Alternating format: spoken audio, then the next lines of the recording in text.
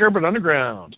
And after a week off, we are back to infect the airwaves with our unique blend of fantasy baseball enlightenment on RotoRob Fantasy Baseball Weekly Podcast, heard every Thursday evening at 9 p.m. EST on Blog Talk Radio.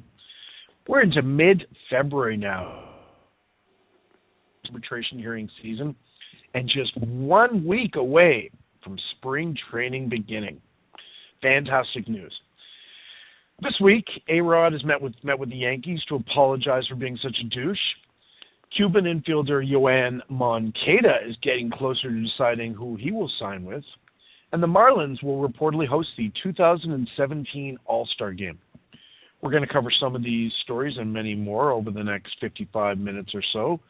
So pull up a beanbag chair and get comfy.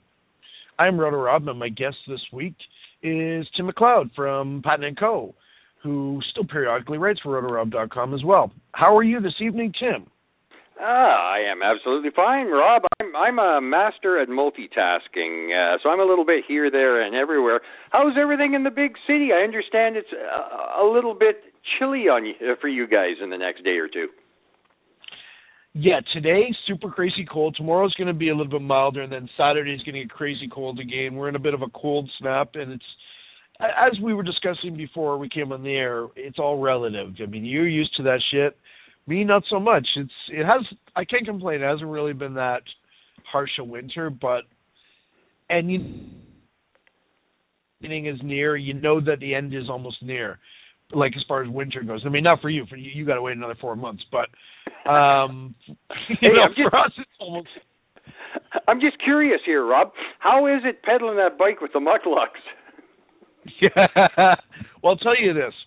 I'm doing better than Jonathan LaCroix and his owners, as it's been announced he's going to miss 4 to 6 weeks with a hamstring injury, raising doubt as to whether he'll be ready for opening day on April 6th.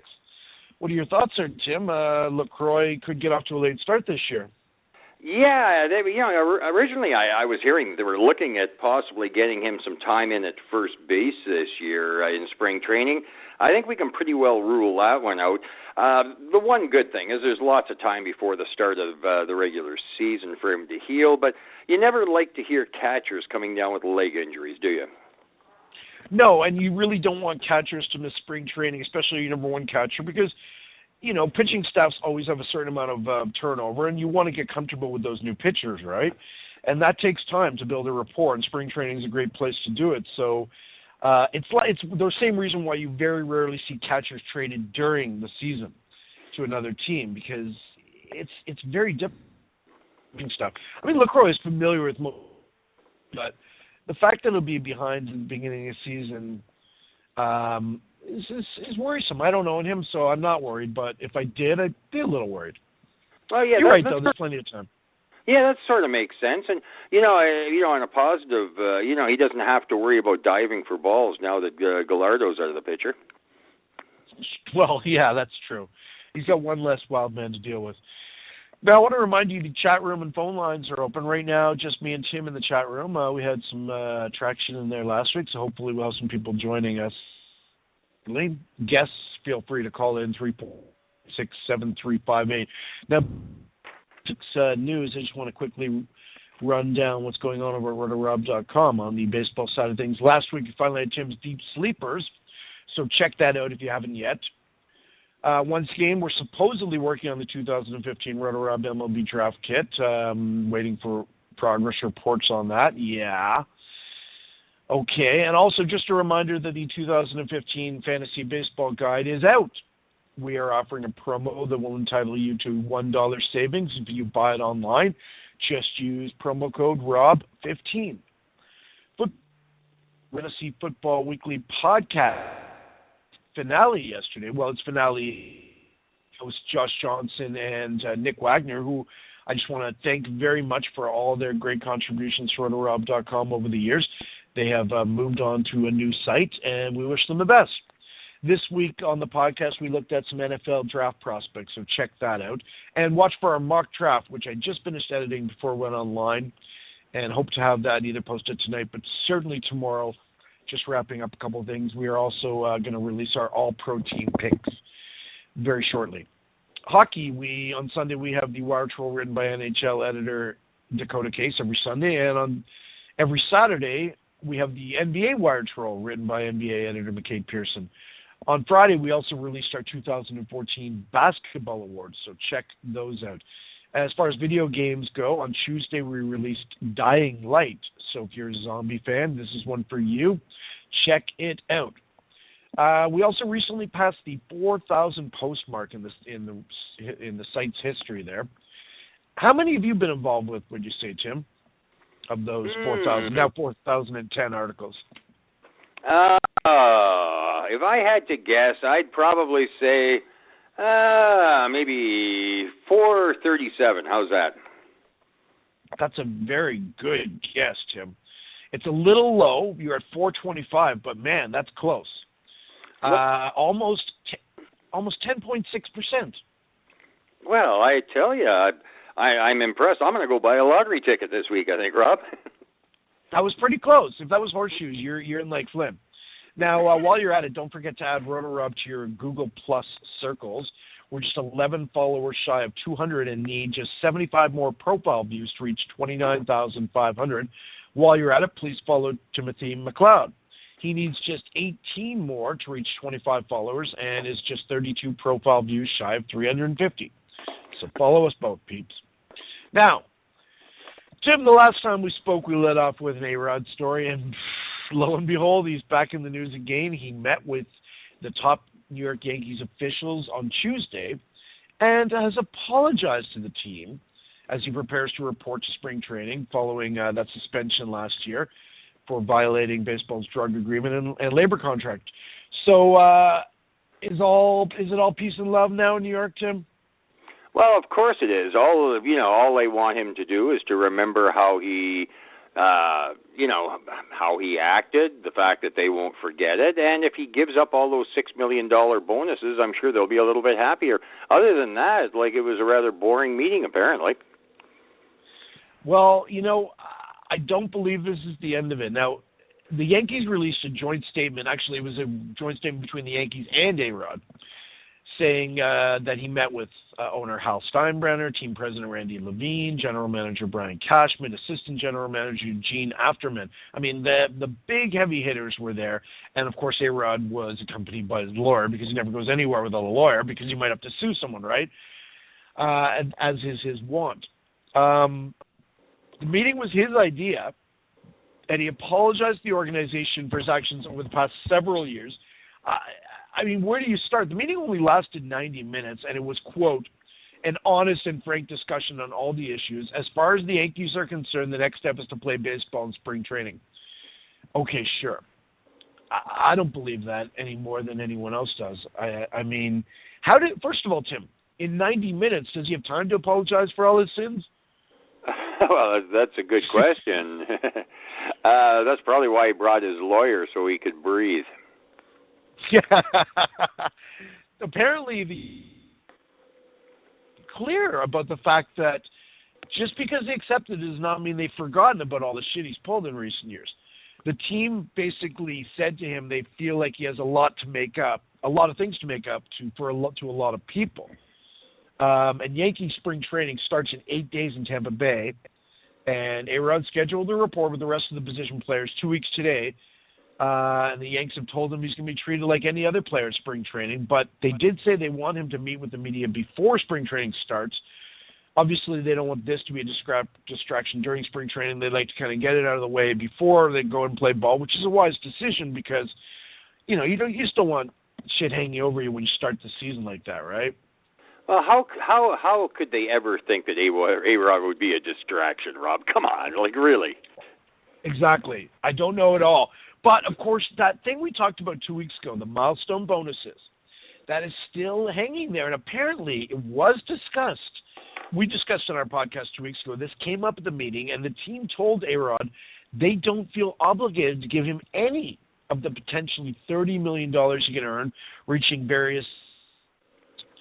But there's no doubt if the Yankees do ignore him, the starting tying Willie Mays at 660 homers, which is just 6 homers away, a grievance is going to be filed by the union.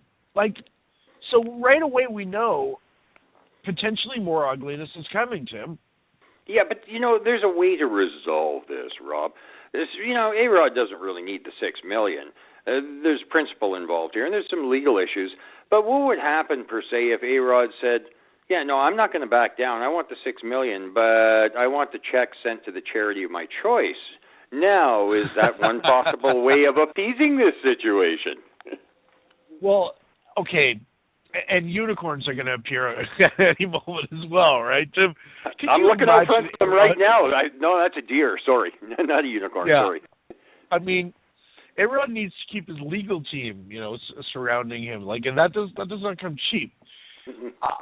That would be a phenomenally great. That would kill so many birds with one stone, Tim. First of all, it would help to a certain extent to begin to, improve his image to an extent, which there's plenty of room for improvement there. How could the Yankees turn that down? And, A-Rod would, the grievance issue would be off the table. That would solve so many things that wouldn't be funny. And it's a great idea, but I can't see it happening. Well, funnier things have happened, Rob. Well, yeah, they have. It would, it would be, if it happens, I will be surprised and pleasantly surprised. I mean, okay, this guy's a 3-time MVP, but he's going to be 40 in July, all right? And his future with the team, obviously, very uncertain. We talked about the idea 2 weeks ago the Yankees should just get rid of him. He's going to be shifted from third base to DH this year. He's sucking that up. I can't believe an athlete with his kind of pride is going to be okay with that. When the last time he played a full season was? 2010. Try 2007. I mean, since then he's dealt with leg injuries. He had operations on both his hips, and of course he missed a full season with a suspension. So I mean, it's just been one thing after the other. But he still has 3 years and a deal. And the PED issues with him are at least 6 years. They could go back much further. I mean, in 2009 he admitted to using PEDs with Texas back in 2001 to 2003, but he's personally been dealing with the PED issues from baseball now 6 years. But what really drives me nuts here, Tim, is his history of shooting first and asking questions later, all right? He brings a lawsuit against MLB and the union to try to overturn the suspension last year, and then he drops it, thinks better of it. He brought suit against the Yankees team physician, who apparently is a stand-up guy and really well-respected, and it really hurt his reputation. This is part of the reason why the Yankees are upset. And he also brought a suit against New York Presbyterian Hospital because they allegedly mishandled his care, and then he withdrew that case. Like he's all about filing suit and without thinking about it. He just seems incredibly entitled. You know what I mean? Has a sense of entitlement. So it's like if he's wronged in the least bit, his first reaction is to file a lawsuit. Yeah, but isn't that the way, Rob? It's his way. It's not everyone's way.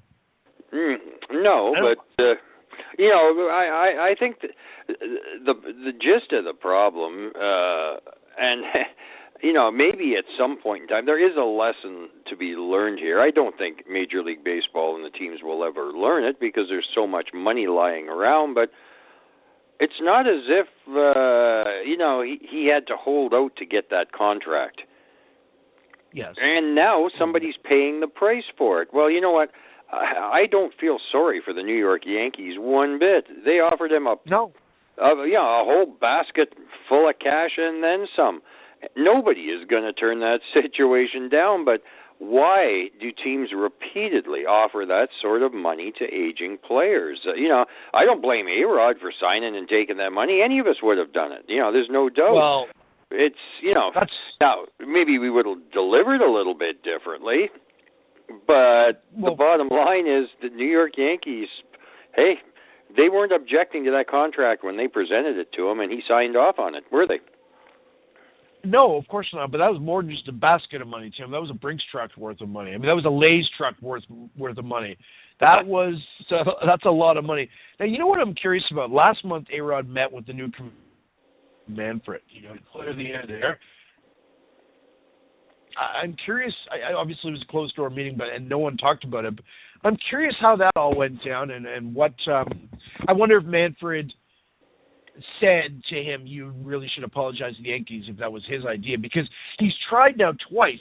The first time the Yankees didn't want to talk to him, and then I guess he begged and moaned a little bit more, and this time they did acquiesce and decide to meet with him to clear the air. I wonder if this was an edict from Manfred as part of that meeting, but. Here's a question for you, Tim. The only thing I heard about the Manfred meeting is he had to undergo testing before he went in the office. Yeah, he peed into this cup, please. Yes, yeah. Exactly.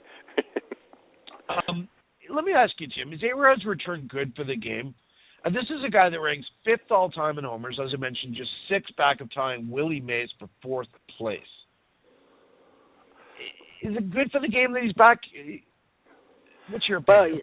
Well, I think the bottom line is he's got a contract. Does he want to go out, in the ugly fashion where it's possible? If there's any way that he can redeem any of his career, I think there's an opportunity there. Is it good for the game? Well, I think whether it's good for the game or bad for the game, it's part of the game, and as a result, I think it's something that is going to have to happen. Either that, or they'll simply buy him out. But what happens, Rob, if A-Rod shuts up, does his best, and he goes out and he hits 10 home runs in April? What's going to happen then? Yeah. Well, is the tune going to change a little bit? Well, yeah, we talked about that possibility. Yeah, I mean it's a good problem for the Yankees to have, though. Because it would be a lot now if he hit 0 homers in April and he's hitting like .075 and he's been given a fair amount of at-bats, so let's say 80, 90 at-bats, they have faced a tougher decision. Well, yeah, I think basically what the world wants, what the Yankees want, and I believe A-Rod wants is, let's quit talking about all this crap. Let's go out, play ball, and see what happens. And let's move on to the game as being the center of attraction, rather than the whole circus atmosphere that we've endured for the past 5 years. We'll stop talking about it, Tim, when he starts shutting up and just stop being such a douchebag, just puts his head down and does his job, and stop suing people. I mean, we're just reporting it. Now, let's face it. Does his apology make up for all the shit he's pulled? Like, really? Well, no. The only thing that'll make up for that is a couple of successful years where he lets his abilities on the field, whatever he has left, come to the fore and put all of that stuff in the background. Time heals all wounds, but it's going to take a while for these ones to heal, Rob.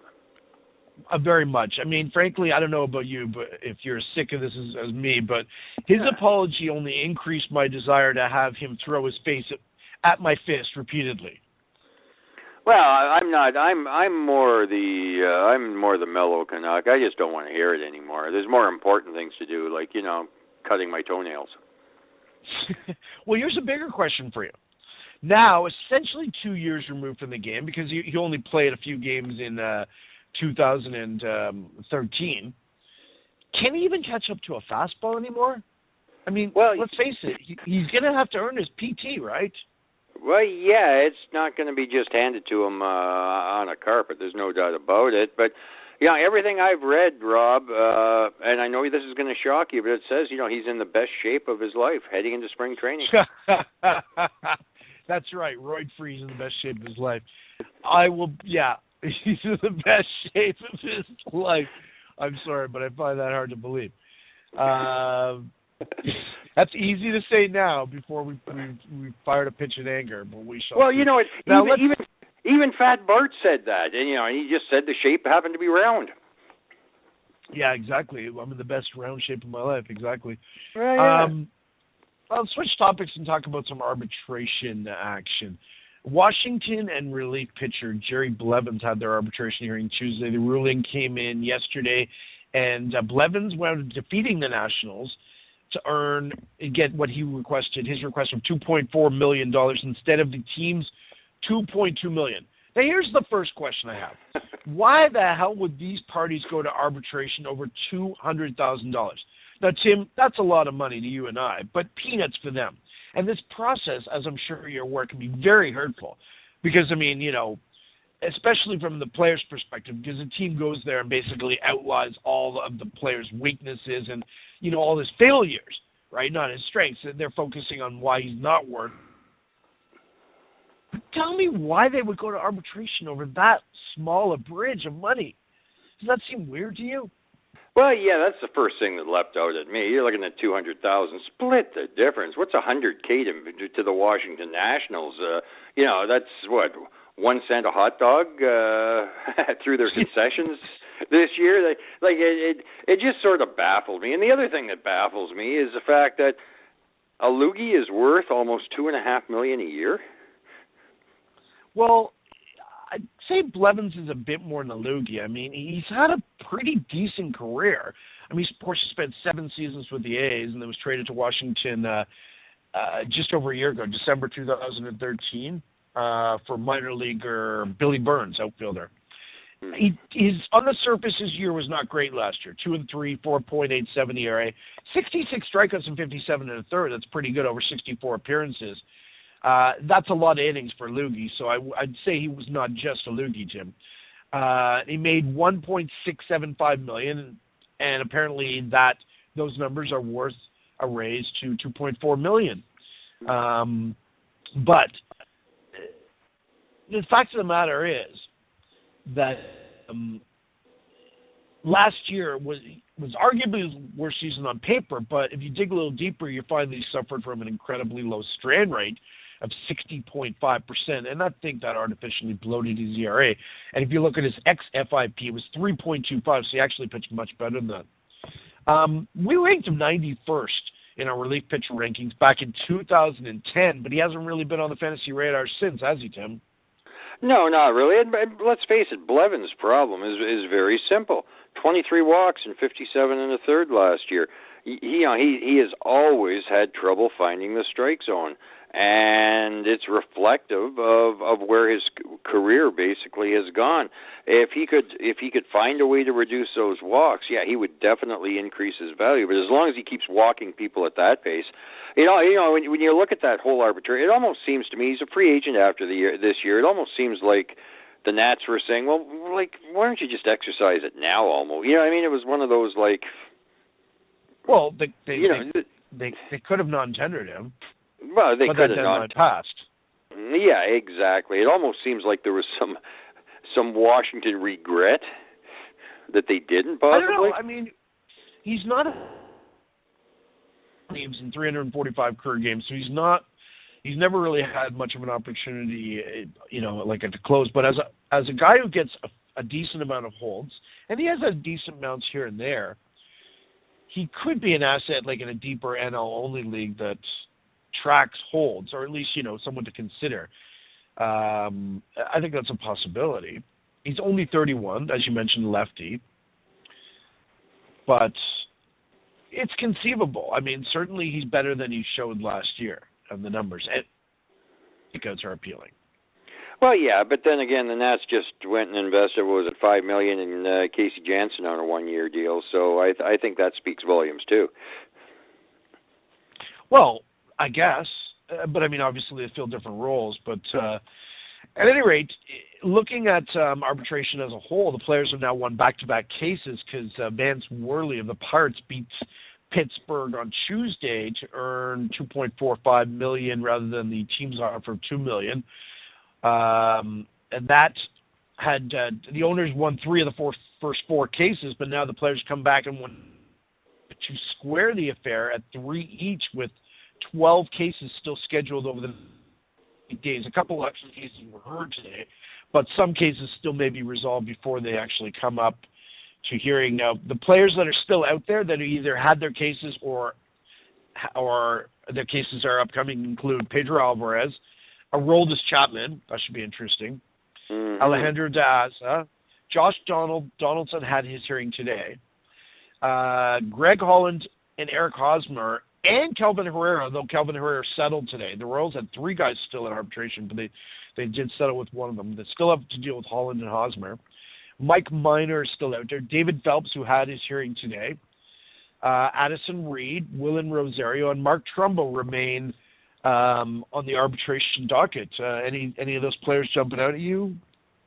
Well, the only thing that really jumps out, when you look at the Jays history is very straightforward. If they don't get a deal done before they file, they just go ahead with it. They don't negotiate. They don't negotiate prior to the arbitration hearing. That's just the way the Jays play the game. I think when you look, there might be some resolve on some of those, as there was with Herrera. But the one that I'm going to find very, very interesting is Chapman, because I think whatever amount it is, unless it's a ludicrous amount, Chapman should end up winning that one, I would think. He's, when you look at the closers in the game today, he is number 1, number 2. Him and Craig Kimbrell, they're at the top of the pile as far as closers are concerned. So it'll be very interesting to see what dollar amount occurs with that thing. He hasn't asked for a huge raise either. That's the key there. I mean, he made $7,860,772 last year. He asked for a raise to $8.7 million. So basically just $1 more million. The Reds have countered with $6,650,000, which is less than what he earned last year. Now, did I miss something? Did Chapman do something last year to deserve a reduction in salary? Well, I've heard there's some attitudinal things the Reds aren't really have. They don't like the fact that he smokes cigars in the dugout, I guess. But hey, everybody's got to have the odd flaw, right? Right. That's right. I mean, should it be held against you that you eat like 400 gummy bears a day? Blasphemy! I'd go after him. I'd hire A-Rod's lawyer and defend myself. Yeah. Oh, I'm sorry. You know what? I'm just looking at the full arbitration list. Mr. Clippard is still out there, and so is Tom Wolf. Those cases have yet to be heard. Some of these numbers are very close, and I don't understand why they can't settle. Like Alejandro de Aza is very close. He asked for $5.65 million. He's been offered $5 million. That seems to me a settleable case. Whereas Kansas City, Greg Holland and the Royals are very far apart. Now, see, Greg Holland made $4.725 million last year. Now he wants to double that almost to $9 million, and frankly, he deserves it because he's emerged as pretty much the best reliever in the American League since Mariano Rivera retired. The Royals have countered with $6.65 million, which is a very good raise, but nowhere near what he wants. So they're pretty far apart. What do you think, Tim? Well, that is a big chunk of change. I could see that one going either way, but which one's being held first, Chapman or Holland? Because I think their skills are relatively close. It'll be interesting to see whichever one goes first, the reaction and what happens with that second one. Yeah, it works that way only in so much as if whoever goes first and the other one might see the result and say, you know what, I want to settle, just based on what he got, or won or lost. But I don't think like one case will influence the other, like if it actually goes to case. You know what I mean? I think that they do compare relievers to other relievers. I mean, like you'll say, like, look where I rank among relief pitchers. Of course, one's in the National League, one's in the American League, so it's somewhat apples and oranges. But still, I think that's part of the process of the formula of determining this. But arbitrators will not say, well, Chapman was awarded this, so Holland should get that. I don't think it necessarily works that way. But I can see, the advisor saying we need to settle because, look, Chapman lost his case. Or Holland lost his case, maybe we should settle. Yeah, what did Chapman do? Like, I mean, statistically, they're going to toss numbers out there because that's what they do in arbitration. How do the Reds figure they're going to win offering one of the best closers in the game a reduction? Like, that baffles me, doesn't it? That's what I'm saying. It's stupid. This is what I'm saying. How does a guy coming off a season where he had an ERA of 2, a WHIP of 0.83, 154 innings. Are you kidding me? 54 innings. And he saved 36 games, blowing 2 all year. That's money. How he gives up 1 freaking home run all year? He gives up 21 hits in 54 innings. Well, how does a guy like that deserve a reduction in salary? Well, not only that, Rob, you got to remember that he started the season on the DL and basically missed that first 4 to 6 weeks after taking that horrific ball in the face. For him to come back and post those numbers after that injury, I think that even magnifies his value. Well, the only thing I can see that they are holding against him is his durability. Because, let's face it, his durability is somewhat questionable. 2 years ago, which was arguably his finest season ever, he pitched 71 2/3 innings in 68 games. In 2013, he again played 68 games, but he only pitched 63 2/3. Less than an inning per outing as a closer, a little surprising. And then in 2004, he was again up to an inning per outing, 54 innings, 54 games. But, of course, less games because of that injury. And I'm assuming that is a factor in the Reds' reasoning that we need to count on this guy for a full season, and he hasn't been giving us that. I don't know. What else can you hold against him? I can't look at his numbers and see anything that I would use to point point against him deserving a raise. I don't know. Yeah, it's baffling, Rob. Baffling. All right. Well, anything else you want to talk about arbitration before we move on to other matters there, Tim? No, absolutely nothing. Only that I wish I was a baseball player. Yeah, me too. Me too, my friend. So you had a couple of things you wanted to bring up, I believe. Well, yeah. The one thing I find very, very interesting, Ricky Weeks has moved on to the Seattle Mariners, and it looks like they're talking about giving him a good opportunity to earn a spot in the outfield. What say you, Rob? Well, a fresh start can't hurt the guy, that's for sure. I mean, I'm going to be all of that. I remember how excited I was to own him in my fantasy back in the day, and boy, did he flame out. I mean, now having said that, he had a bit of a comeback last year, a bit of one, at least from a ratio standpoint, but where's the power gone? Where's the speed? Like, where's this guy who's going to be a perennial 30-30 threat? I mean, he's never hit 30 homers and 29 maxed out, but at least a 25-25 dude. Where's that speed gone? I mean, he's only stolen 10 bases in the last 2 years combined. Like, what? Yeah, I remember back in the day all the excitement about the Weeks brothers, and that fell very, very abruptly. Where's Jamal these days? Is he even playing the game? Good question. I think he was in the Orioles system. I think. Yeah, that rings a bell. Yeah. I think he was trying out with them, but honestly, I'd have to look that up because, boy, yeah, talk about. I mean, it's like the Drew brothers all over again in terms of hype, or the Upton brothers in terms of, like, at least Justin has become a great player, but in terms of hype versus performance. Another thing about Weeks is he used to be a really solid on-base guy. Like, his on-base percentage bounced back last year, but he only had 25 walks. Like, this guy used to be a very good top-of-the-order hitter. Like, he always struck out too much, but I don't get it. I just don't get it. I know injuries have played a role here because he's been beat up a lot, but, man, it's a shame, I think the one thing it speaks volumes to is the fact that, Seattle's outfield's really not that strong, Rob. I guess not. I mean, of course, Saunders is gone now with the Jays. They got Ackley out there. Who the hell else they got out there? Ajax. Yeah. Right. Well, I mean, he's a solid player. Yeah, but I mean, there's not a whole lot there, is there? No. Well, Seattle in general needs definitely more sticks, without a doubt.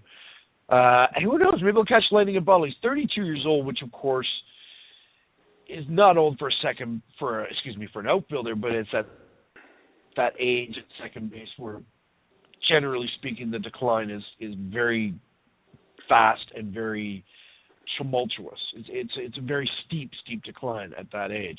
You know, when you pass like 30, 31 as a second baseman, I mean, unless you're Craig Biggio or something like that.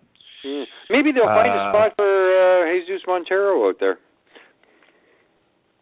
Well, there's another guy that Seattle acquired that just did not pan out at all. And I mean, remember all the hype there. And, you know, it doesn't even as a Yankee, he's not overhyped. He's the real deal. Yeah, how's that working out? Well, if you like ice cream, not bad. Other than that. Well, I mean, Seattle loves going after these hyped guys. I mean, Justin Smoke. You know, another guy that was supposed to be all that. Yeah. You know, Ricky Weeks, of course, is past his you know, there's no upside there at this point, I think.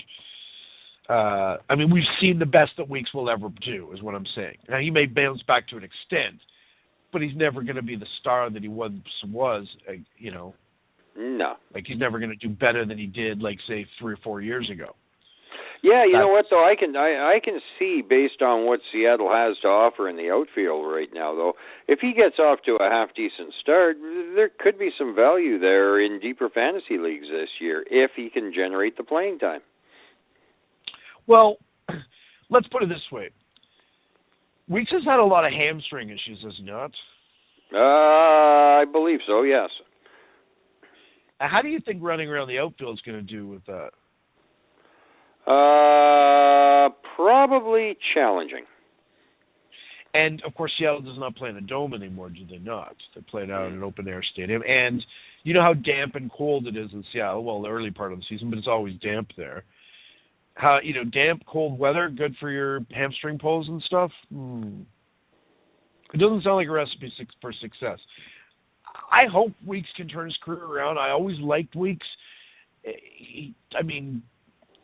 Judging, he hasn't had a horrible career, but I just feel like he's left so much on the table, you know? Yeah, the expectations were at one end of the spectrum, and he didn't quite get past the middle of that. No. He was supposed to be a perennial 300 hitter, and he's never hit higher than 279 in a season. I mean, a lifetime 249 hitter. Even as a 249 hitter, which is almost 350, which tells you he wasn't getting on base regardless of the pedestrian batting averages. So there you go. So, Tim, your favorite team, the Miami Marlins, well, your favorite team owner anyhow, is going to host the 2017 All-Star Game. Now, they've been waiting for a while to get this game, and they finally will, apparently, in 2017 to coincide with their 25th season. An official announcement is expected tomorrow. You may recall the Marlins, of course, began playing in 1993, and 2 years later, in 95, they were awarded the 2000 All-Star Game. However, after they won the World Series in 97, as you recall, ownership completely gutted the team. And then in 1998, MLB, and this is probably your favorite Bud Selig move ever, they came in and said, screw you, Miami. We don't like what you've done to your baseball team. We are moving the All-Star Game to Atlanta instead. They took the game away from Miami and gave it to the Braves.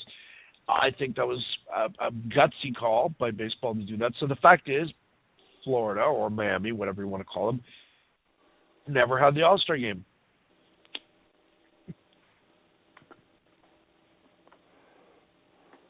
Jim? Oh, sorry, Rob. You cut out there, so I missed your last few words. Well, I just said that finally Florida, or Miami, rather, is getting the All-Star Game after a false start in 2000. Because apparently they're headed in the right direction now. I mean, the team is building another possible winner. Signing Giancarlo Stanton to that massive extension proved that this team is somewhat serious about trying to contend, I would say. They haven't been in the playoffs in 12 years, but it looks like they're trying to get there.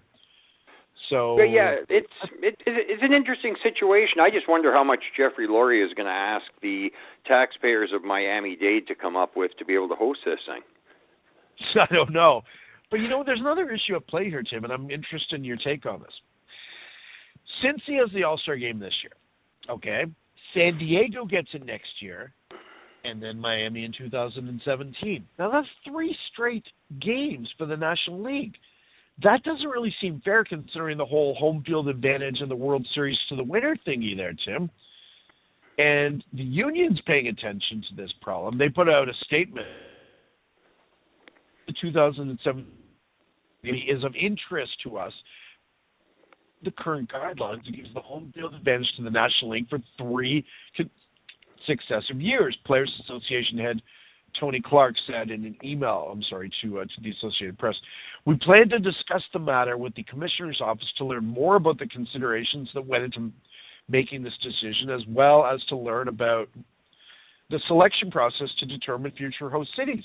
It's a fair argument. I mean, if you're going to make the All-Star game count by giving the winner the home field advantage, shouldn't it automatically be NL, like switch back and forth every year, Jim? Well, yeah, the gist of the problem can be, resolved very, very simply.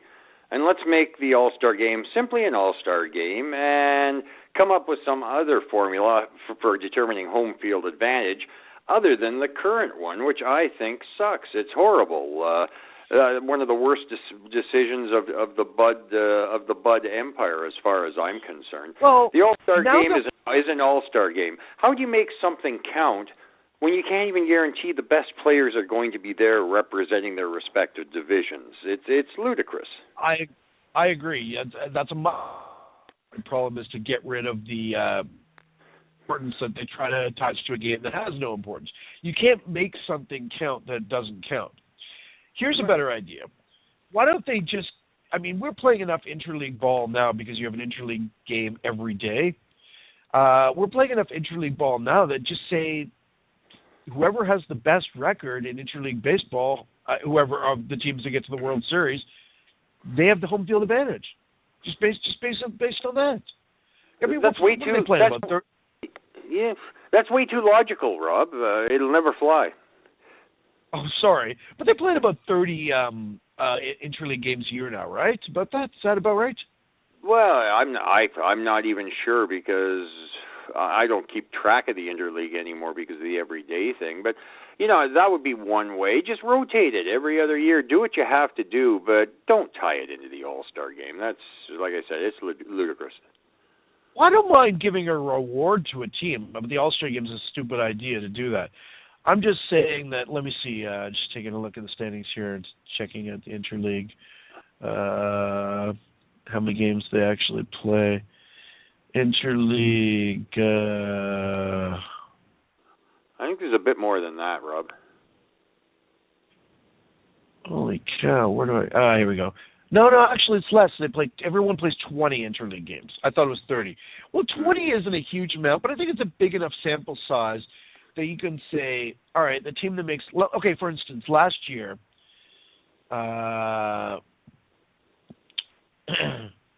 we had San Francisco and KC in the World Series, right? Mm-hmm. And KC was 15-5 in interleague play. San Francisco was 10-10. So the home field advantage would have gone to KC, which they did have anyhow, did they not? Or did we start in San Francisco?